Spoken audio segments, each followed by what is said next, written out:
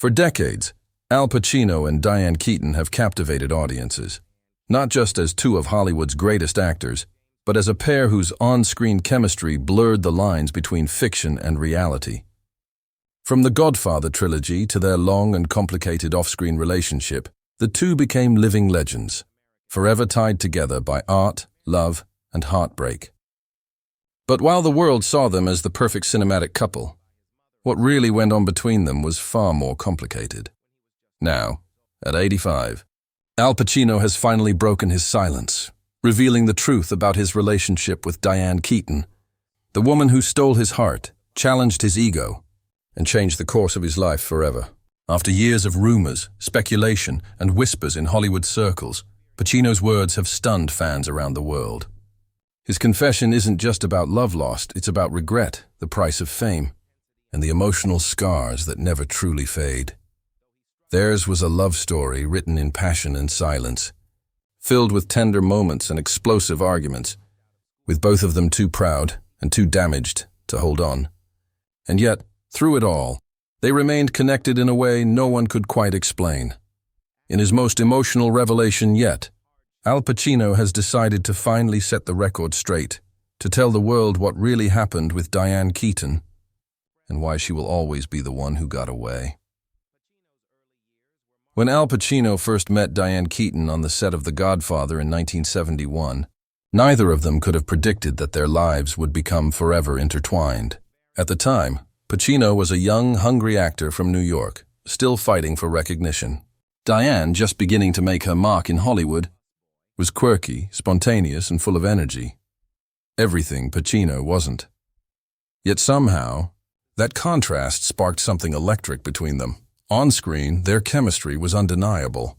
As Michael and Kay, they brought depth and heartbreak to a story drenched in crime and tragedy.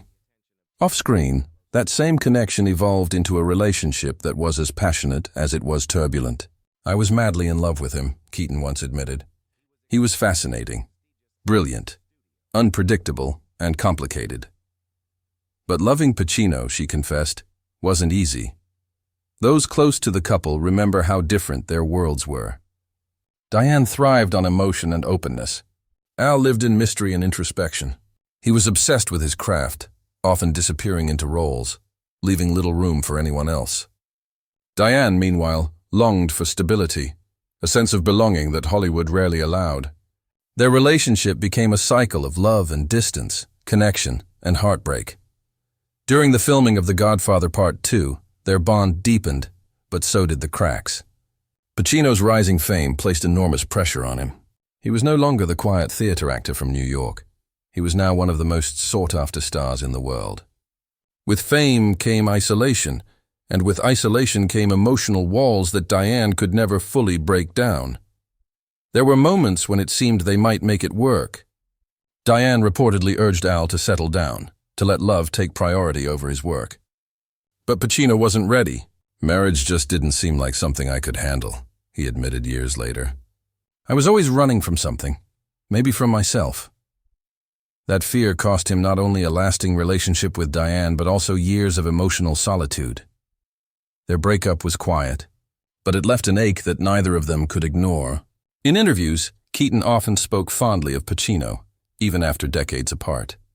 She described him as the most fascinating man I've ever known, yet she also admitted that he broke her heart.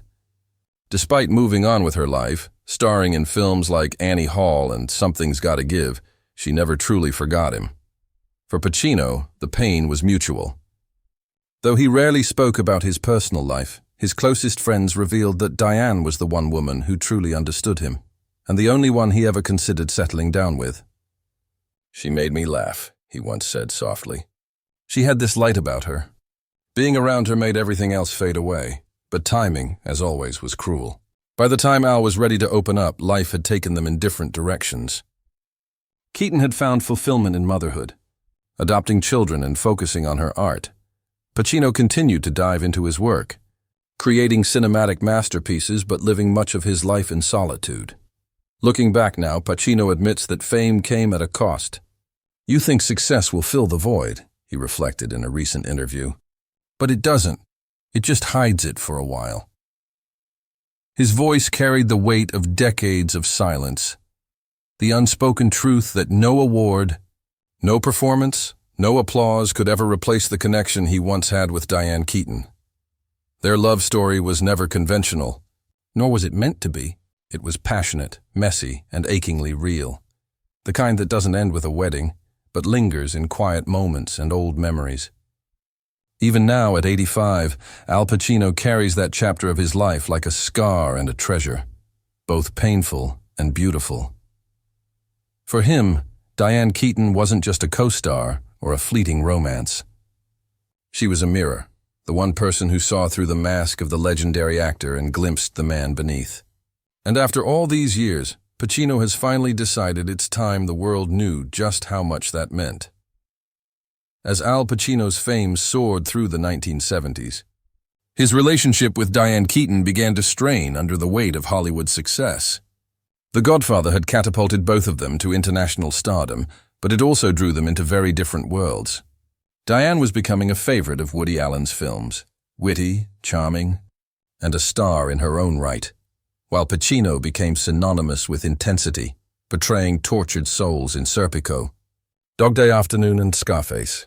Behind the scenes, their love story played out like a tragic melody, beautiful but impossible to sustain. Friends say Pacino was torn between two loves, his devotion to acting and his feelings for Keaton. Acting wasn't just a career for Al. It was an obsession. He lived and breathed his roles, often shutting out everyone around him to prepare. You could never really compete with his work, one friend once revealed. When Al was in a role, you lost him completely. Diane understood his dedication. After all, that same passion was what drew her to him in the first place. But over time it became clear that his emotional distance was something she couldn't live with forever.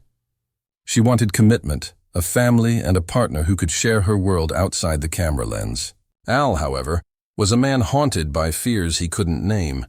He often described himself as emotionally unavailable, shaped by a difficult childhood and years of loneliness before success found him. Growing up without a father figure, Pacino had learned to depend only on himself. Relationships, to him, were risky, another form of vulnerability. So even though he loved Diane deeply, he couldn't bring himself to give her the life she wanted. Keaton, despite her heartbreak, never resented him. He wasn't cruel, she said in an interview years later. He was just lost. And when someone's lost, you can't drag them where you want them to go. Those words perfectly captured the sadness between them. A love that wasn't broken by betrayal, but by timing and emotional barriers. During the filming of The Godfather Part 3, years after their breakup, the two reunited professionally. Time had changed them both. Keaton was more grounded and Pacino more reflective. But when they looked at each other on set, something familiar flickered. Cast and crew noticed their connection instantly. It was like watching ghosts talk, one insider said. There was love, pain, and years of history in every glance. Off camera, they would share quiet conversations about the past. Pacino later admitted that those moments reminded him of how much he had lost. Diane was always special, he said. She had this way of making me feel like I mattered, even when I didn't feel that way myself. That confession, simple as it was, revealed more emotion than he'd ever shown publicly before. In later interviews, Keaton often smiled when Pacino's name came up. He's the most fascinating man I've ever known, she'd say. He changed me. I'll always love him, just differently now. Their affection had evolved into something beyond romance, an unspoken understanding that even if they couldn't be together, they would always be connected. For Pacino, that realization came with deep regret. He watched Diane embrace motherhood, raising 2 children on her own, and often wondered if he could have been part of that life. He once told a journalist, "Some people are meant to be parents, some aren't. Diane was born to love. I was born to act." Maybe that was the difference. But as he aged, those words began to sound less like wisdom and more like sorrow. He had achieved everything an actor could dream of: awards, fame, respect, yet there was still something missing. It was the simple, quiet joy that Diane had found in family, something he had unknowingly pushed away years earlier. Their story became a lesson in the price of greatness.